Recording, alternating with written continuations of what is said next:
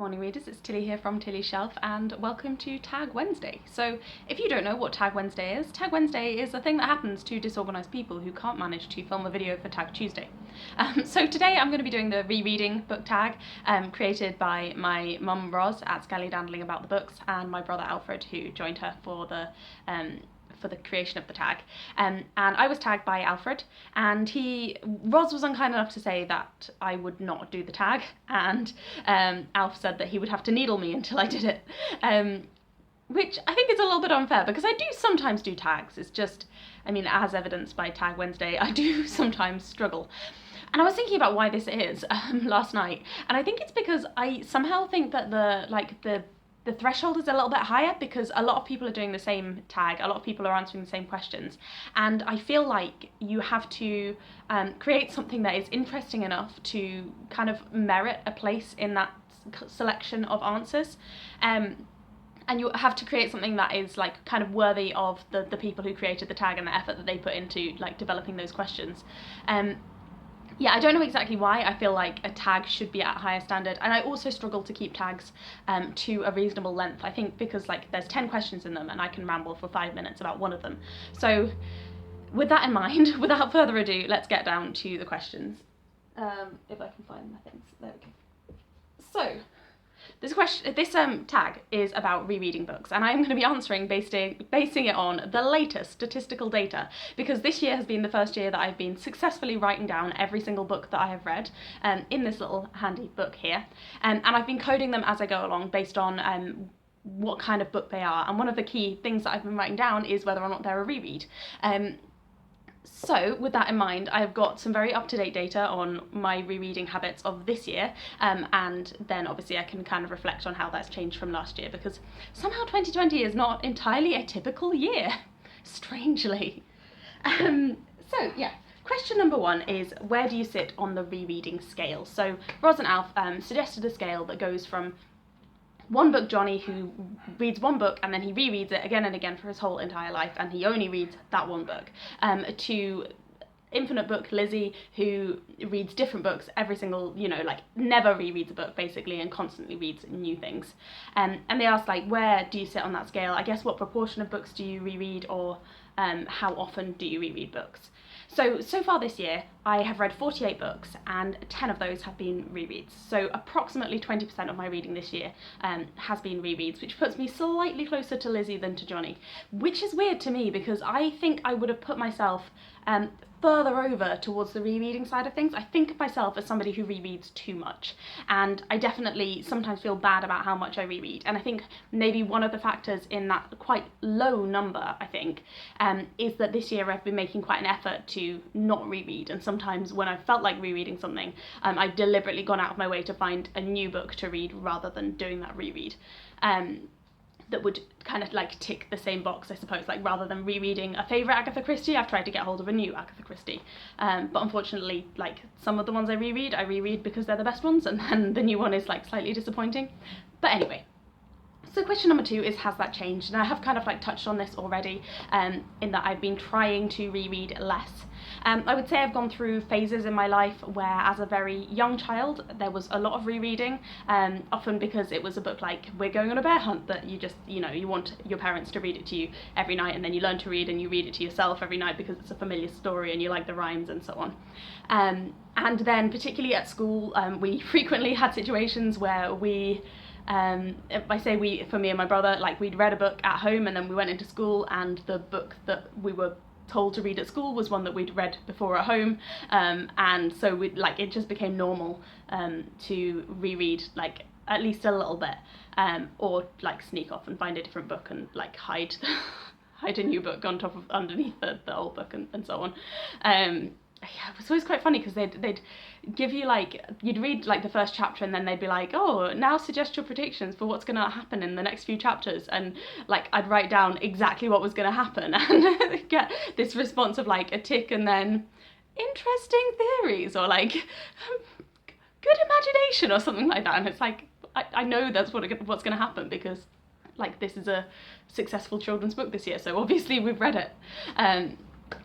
So we did some rereading in early childhood, and then I would say late childhood, early teens, I went through a phase of everybody was always buying me new books and recommending me new books, and like there wasn't time to reread things. There were certain things that I did reread, which I will mention later on, but generally I didn't think that rereading was worthwhile, and I generally was always reading something new. Like I had favourite authors, so I was going back to similar sort of themes and ideas and so on, but I was always reading something new.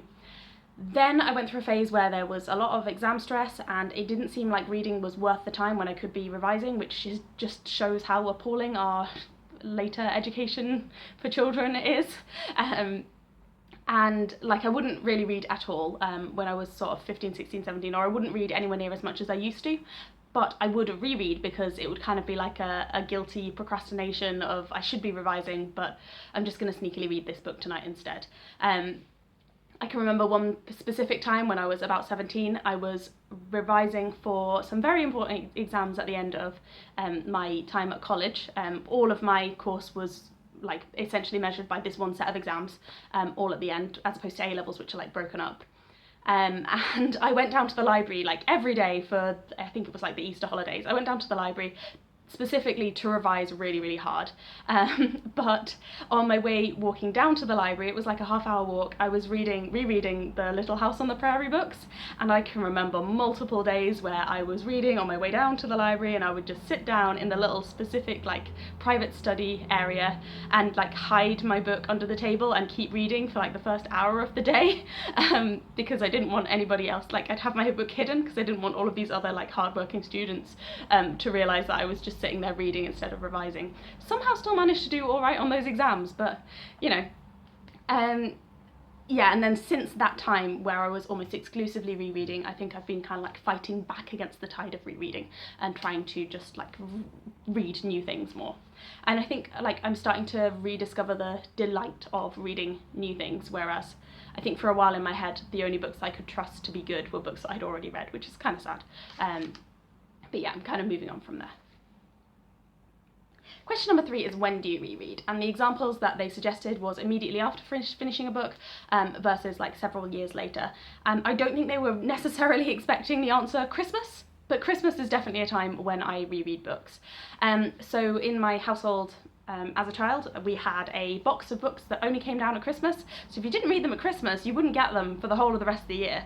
And there was one specific book called Holly and Ivy that is like, it's about this orphan girl and she finds this doll on Christmas Eve, and then they all come together and they have this nice family, and it's really cute and ideal for Christmas. And for probably about 12 years like it wasn't Christmas unless I'd read that book. So yeah, I've read that book again and again, and it's probably not even the book that I've read the most. I think it was only about 2 years ago that I didn't read it at Christmas, and I was like, is it Christmas? Is it really Christmas? And then like this year we didn't go down to my parents' home at all, so there was no chance to read it.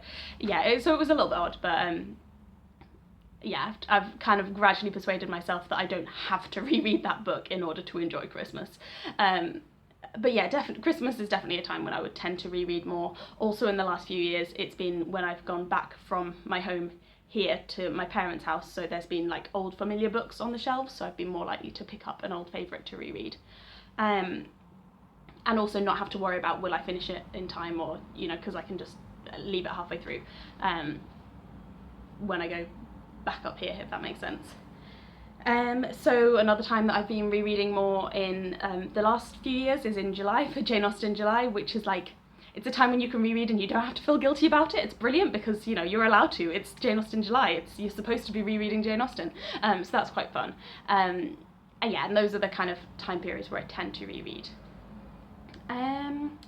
Question number 4 is, why do you reread? And of the latest data from this year, I have established 4 reasons why I reread books. The most common reason so far this year is for readathons and reading challenges, and that stretches back into last year as well. Like, I know I reread Our Mutual Friend for Victober. I know I reread Light in August for Faulkner in August last year. And generally it's like knowing a book that you've already read and thinking, oh, this book would fit really well with this reading challenge and I would like to revisit it, so then you pull it out. And it's kind of like you want to reread it, but it's also because it fits really well. So that's reason number 1. Reason number 2 is reading aloud. So I read books aloud to my partner Beau. It's something that we do like together as like a, couple thing, I guess. And over the last 5 years, we've worked out that it's really quite hard to read aloud a book that you have never read before and you don't know where it's going, particularly in terms of like how you think about how a character is acting, or how a character should, like the tone of their voice and so on, but also like what you're expecting from the plot, because it's kind of annoying for the person who's being read to if you kind of stop and you're like, oh, I wasn't expecting that kind of thing. So we tend to read kind of old favourites, and particularly old favourites that we also like the films of. So last year we read the whole of the Harry Potter series, this year we've read the whole of the Hunger Games, and they're never like great works of literature because those are kind of a little bit harder to read aloud. They tend to be like kind of light reads, and I don't really count them as rereads to feel guilty about, because it's more about us spending that bit of time together, or maybe if we're driving somewhere I'll be reading and he'll be driving, or something like that. Reason number 3 is Audible. So Bo has an Audible account, I don't. I listen to books that he gets on Audible, and I found that I don't like listening to new books so much as an audiobook. This is starting to change. I've read 2 new books as audiobooks so far this year, but generally he'll get a book as an audiobook and I will listen to it as a reread, because it's like a book that is available to me, rather than because I'm specifically really keen to reread it, and that just fills the time while I'm walking to and from work and so on, rather than being like I'm really motivated to read it.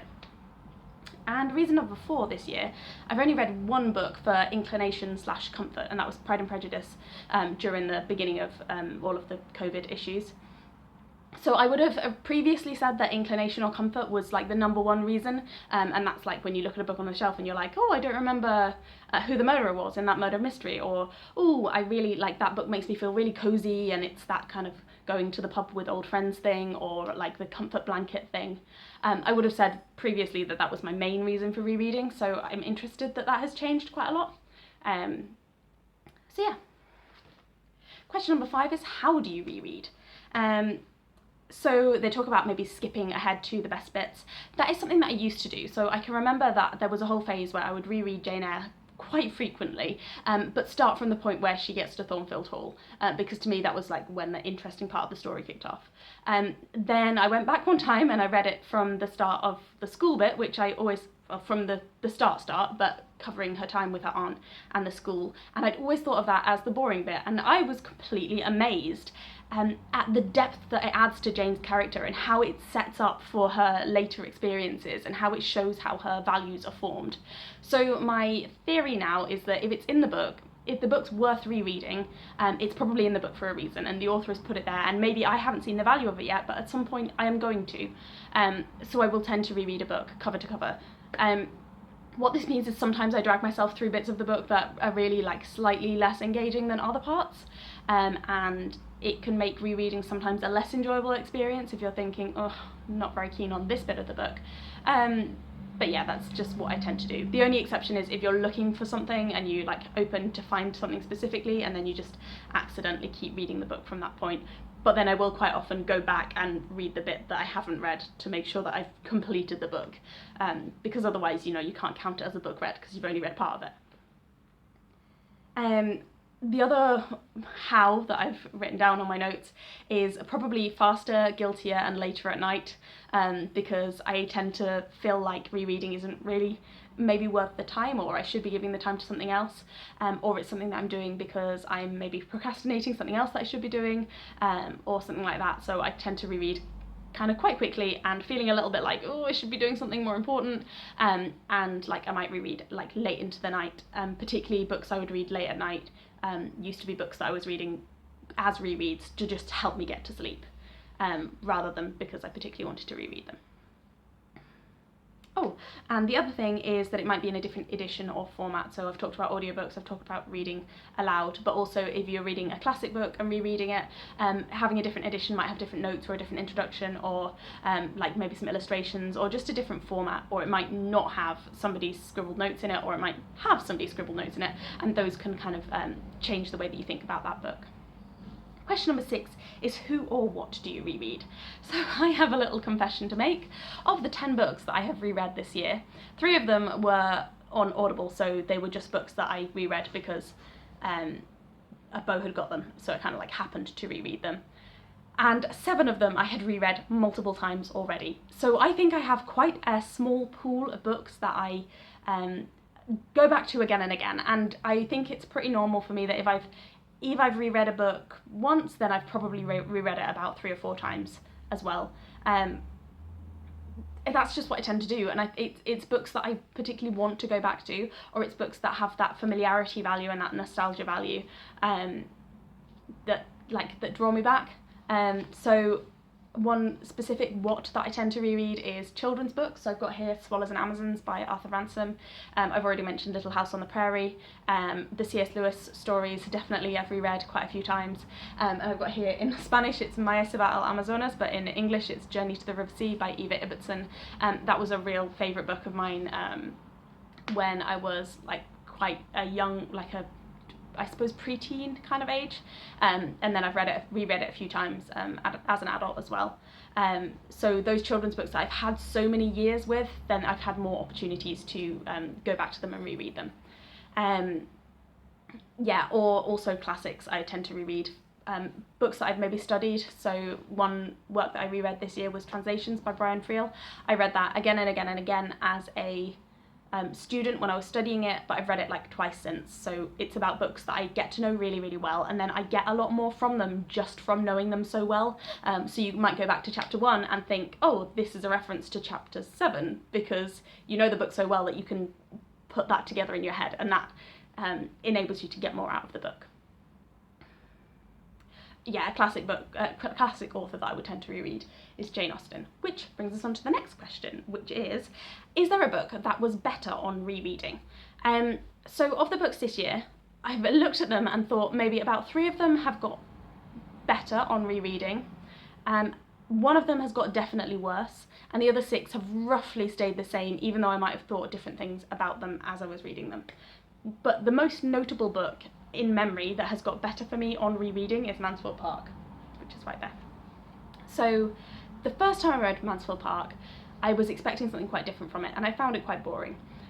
But you know, I'm ever one to give something another go, so I read it again for the second time. And spoilers for Mansfield Park here, but I think I'd kind of forgotten the ending, and I was really, really hoping that it would kind of change, and that Fanny Price would marry Henry Crawford, and all of his inappropriate behaviour would turn out to be a big misunderstanding, or he would, you know, be reformed, like Mr. Darcy was reformed. And I really, really wanted that kind of romantic payoff at the end of the story. But it didn't happen, and I was bored again, and I didn't really enjoy it again.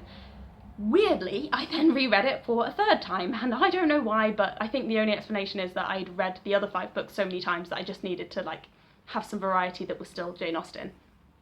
Or I might have been looking for a specific reference or something. The 3rd time I reread it, I remember very clearly reading a very early section, and there was something that Julia said that referred almost directly to something that she was going to do towards the end of the book. And I was completely amazed, and I was like, obviously it had to end up, it wasn't just that she was tying people off with whoever random people. These people have characters that are, that change over the course of the book, but are quite fixed, and they have certain approaches to things and certain philosophies that are going to follow them through and are going to influence their actions to the end of the book.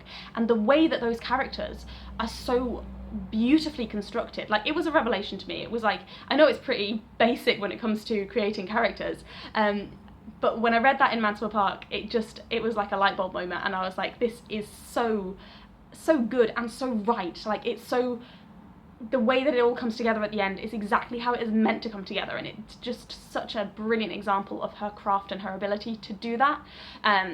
And since then, my love for Mansfield Park has only grown. And I will tend to say to people who don't like Mansfield Park that they haven't reread it enough to appreciate its beauty. And not only that, but the humour comes out more and more as you read it more and more, and kind of see the things that are the jokes that are being set up, I suppose, over time. Speaking of rereading in Mansfield Park, I really wanted to reread Mansfield Park in July, but I didn't let myself, because I wanted to read Northanger Abbey because it was shorter, and then I forced myself to read some new things. I regret that. I think I would have got more from rereading Mansfield Park than I got from reading Death Comes to Pemberley, because Death Comes to Pemberley was really, really bad. But there you go. Hindsight is a wonderful thing. And question number 8 is a book that got worse on rereading, and this can be quite disappointing.